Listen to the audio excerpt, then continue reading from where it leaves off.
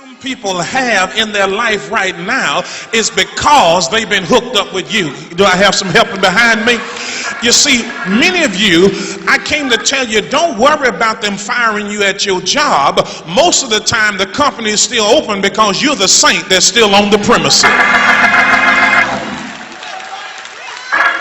Can you look at somebody and say, neighbor, when favor is on you from your Father, don't worry about failures and frustration, but you got to learn how to make the right decisions. The text says this boy's mind was on dollars. He said, give me what's mine.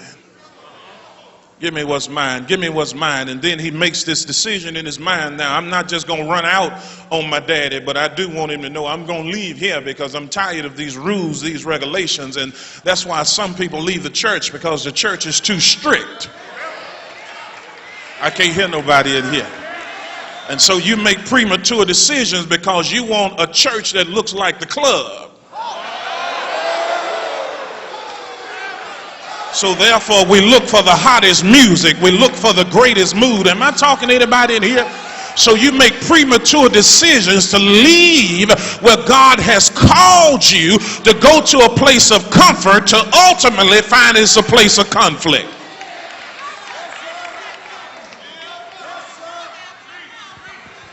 And then this boy decides that I'm going to put some distance, because he says not many days after he leaves home and he goes to a far country. A far country is not noted by how many miles you travel.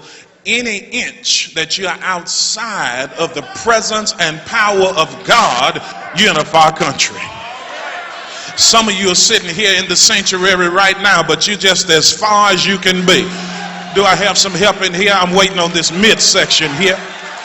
I said many people are in a far country right now.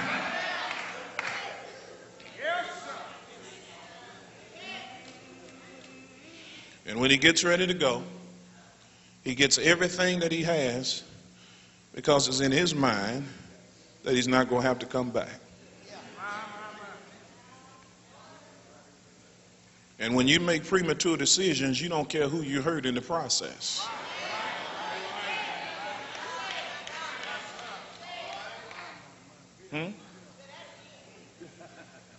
Because your decision will affect somebody else. But he makes this premature decision. That's not where I want to spend my time. But I do want to stop at this second movement of the text, because when he makes this premature decision, now he has to deal with some perplexing destruction. It's right here. It's right here in the text. It says, and not many days after, the younger son gathered all together and journeyed into a far country, and there he wasted. He wasted, diaskopizzo in the Greek, which literally means to squander. He squandered his living, everything he has, he squandered his living. He journeyed there into a far country, and he wasted his substance with riotous, asostos in the Greek, which literally means loose, no morals. He's out there just having a good time. He's not caring about a thing. He's not caring about a thing. He's having a good time. And the text says when he spent all that he had, then the Bible says, then there arose a famine in that land. Now, if you're just a casual Bible reader, this don't mean anything to you.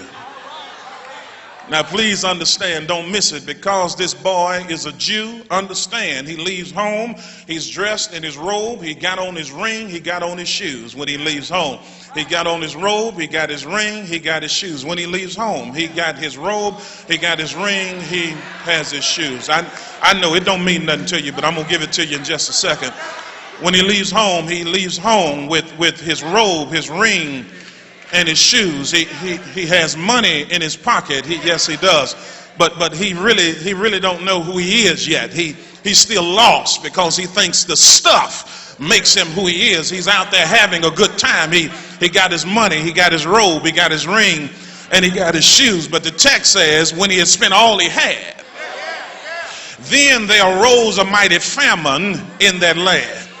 But now, I don't want to spend time talking about the famine in the land, because we all know what it means to be without food. I don't want to talk about the famine in the land, but I want to talk about the famine of his life that ended him up in this hog pen. Because the way he ended up in the hog pen is, first of all, his attire change. Because if he had a ring, that meant that he had authority. If he had a robe, that meant he had distinction. And if he had shoes on his feet, that meant he was somebody's son. And because there's a famine in his life and his attire changes, because see, some of you, the only thing you shouting about is, I'm going to go to the devil's camp and get what he stole from me. You only thinking about the devil wants my car.